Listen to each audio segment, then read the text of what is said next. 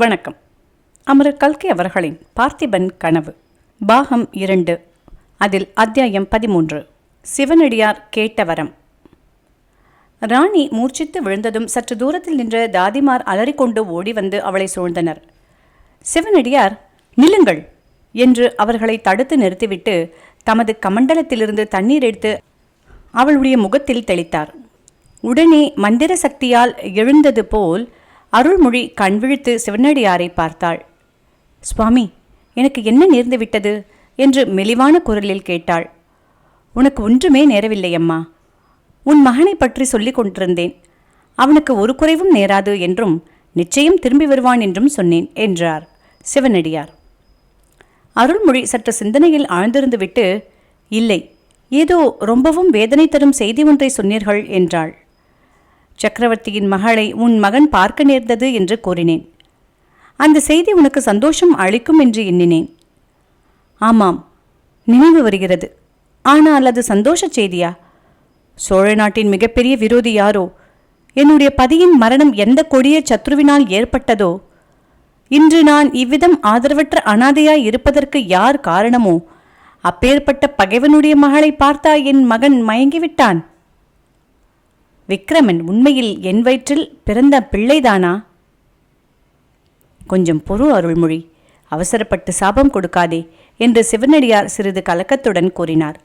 அவர் மகா புத்திமானாயிருந்தும் அருள்மொழி இவ்வாறு பொங்குவாள் என்பதை எதிர்பார்க்கவில்லை என்று தோன்றியது.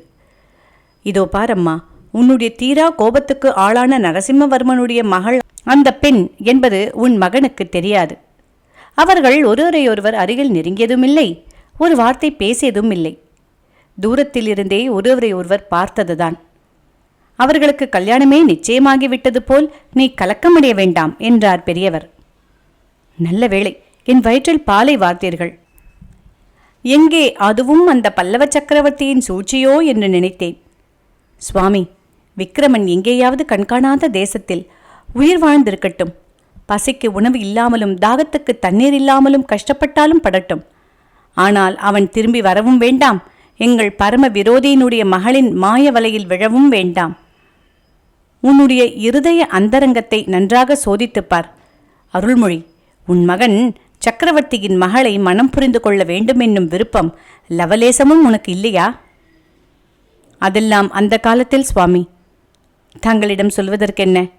மென்னாற்றங்கரை போருக்கு முன்னால் அந்த மாதிரி ஒரு பைத்தியக்கார ஆசை என் மனத்தில் சில சமயம் தோன்றியதுண்டு. அவ்விதம் ஏற்பட்டால் சோழ வம்சத்துக்கும் பல்லவ குலத்துக்கும் உள்ள பகை தீர்ந்துவிடுமே என்று நினைத்ததுண்டு. ஆனால் எப்போது என் பிராணநாதர் போர்க்களத்தில் உயிரை இழந்தாரோ அந்த க்ஷணத்திலேயே அந்த ஆசையை வேருடன் களைந்து எரிந்து விட்டேன்.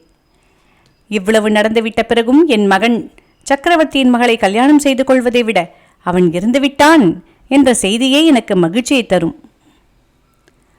அருள்மொழி, நீ அந்த குழந்தை குந்தவியை பார்த்ததில்லை. அதனால்தான் இப்படியெல்லாம் வெறுப்பாக பேசுகிறாய். தாங்கள் பார்த்திருக்கிறீர்களா சுவாமி? பார்த்திருக்கிறேன். நெருங்கி பழகியும் இருக்கிறேன். என்னிடம் குந்தவிக்கு ரொம்பவும் பக்தி விசுவாசம் உண்டு. அம்மா, சிவஞான இன்பத்தின் சுவை கண்ட எனக்கு இந்த காலத்தில் வேறு எதன் மீதும் பற்று கிடையாது. ஆனால் அந்த குழந்தையின் பாசம் மட்டும் போக மாட்டேன் என்கிறது.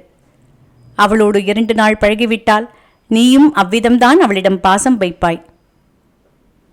வேண்டாம், எனக்கு ஒருவரையும் இனிமேல் பார்க்க வேண்டாம், பழகவும் வேண்டாம். இந்த உலகை விட்டு சென்று என் பதியை மீண்டும் அடையும் நாளை நான் எதிர்நோக்கிக் கொண்டிருக்கிறேன். அருள்மொழி, ஒரு காலத்தில் என்னை நீ ஒரு வரம் கேட்டு வாங்கிக் கொண்டாய். அதன்படியே உன் மகனுடைய உயிரை காப்பாற்றினேன். உன் பதியின் மரணத் தருவாயில் நான் அளித்த வாக்கையும் காப்பாற்றினேன். இதெல்லாம் உண்மையா இல்லையா? ஆமாம், உண்மைதான். அதற்கெல்லாம் பிரதியாக இப்போது நான் உன்னிடம் ஒரு வரம் கேட்கப் போகிறேன். அதை நீ தட்டாமல் கொடுக்க வேண்டும். சிவசிவா என்று சொல்லிக்கொண்டு அருள்மொழி எழுந்து கைகூப்பி நின்றாள். சுவாமி, இவ்விதம் என்னை அபச்சாரத்துக்கு ஆளாக்கலாமா? அடியாளிடம் தாங்கள் வரம் கேட்பதா? எனக்கு கட்டளையிட வேண்டியவர் தாங்கள் என்றாள். சரி, கட்டளையிடுகிறேன். அதை தட்டாமல் நிறைவேற்ற வேண்டும். தங்களுடைய வார்த்தையை நான் தட்டுவேனா? ஒரு நாளும் இல்லை. அப்படியானால் சொல்கிறேன் கேள். என்றைக்காவது ஒரு நாள் சக்கரவர்த்தியின் மகள் குந்தவி உன்னிடம் வருவாள். அவள் தாயில்லா பெண். தாயின் அன்பு இன்றி அவளுடைய இருதயம் உலர்ந்து போயிருக்கிறது. அதனால்தான் அம்மா, எனக்கு கூட அவள் மேல் அவ்வளவு பாசம். அந்த குழந்தை உன்னிடம் வரும்போது அவளை நீ நிராகரிக்காதே. அன்புடன் உன் மகளைப் போல ஏற்றுக்கொள். உன் மனப்புண் ஆறுவதற்கும் அது அனுகூலமாயிருக்கும் என்றார் சிவனடியார். அவருடைய கனிவு ததும்பிய குரலும் வார்த்தைகளும் அருள்மொழியின் மனத்தை உருக்கிவிட்டன. தங்கள் ஆணைப்படி நடக்க முயற்சி செய்கிறேன் சுவாமி. ஆனாலும் எங்கள் குலத்துக்கே ஜென்மச்சத்ருவான ஒருவருடைய மகளிடம் நான் எப்படி அன்பு செலுத்துவது? எப்படி? தந்தை செய்த தீங்குக்காக மகளை வெறுப்பது என்ன நியாயம் அம்மா? மேலும் இன்னொரு விஷயம் சொல்கிறேன் கேள். உன் மகனுடைய உயிரை காப்பாற்றும் விஷயத்தில் குந்தவிதான் எனக்கு மிகவும் ஒத்தாசையாயிருந்தாள். விக்ரமனுக்கு மரண தண்டனை நேராமல் தடுப்பதற்கு அவள் எவ்வளவு பிரயத்தனம் செய்தாள் தெரியுமா? இது நாள் வரையில் தந்தையின் வார்த்தைக்கு மறுவார்த்தை பேசி அறியாதவள் விக்ரமனுக்காக சக்கரவர்த்தியிடம் எவ்வளவோ சண்டை பிடித்தாள். அப்படியா சுவாமி? அந்த குழந்தையை பார்க்க வேண்டும் என்று எனக்கும் ஆசை உண்டாகிறது. ஆனால் அவள் எதற்காக இந்த அபாக்கியசாலியை தேடிக்கொண்டு வரப்போகிறாள்? இல்லை அம்மா, இல்லை. நீ அபாக்கியசாலி இல்லை. விக்ரமனை போன்ற வீரப்புதல்வனை பெற்ற உன்னை அபாக்கியசாலி என்று சொல்ல முடியுமா? குந்தவியும் உன்னை தேடிக்கொண்டு வரத்தான் போகிறாள். சீக்கிரத்திலேயே வருவாள் என்றார் சிவனடியார். இதோடு இந்த அத்தியாயம் முடிவுற்றது.